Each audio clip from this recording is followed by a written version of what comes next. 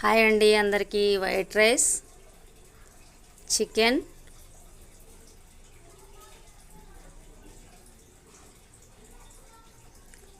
Curry అండి, చపాతీ, పొరలు పొరలుగా వచ్చే మడత చపాతీ అండి. చూడండి ఎలా వచ్చిందో, పొరలు పొరలుగా చూపిస్తాను ఆగండి మీకు. చూడండి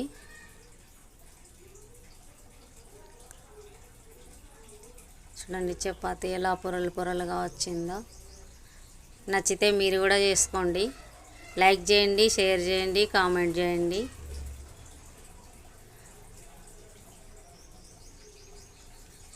ఎలా ఉన్నాయో కామెంట్ చేయండి.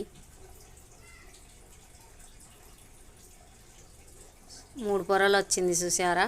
Thanks for watching.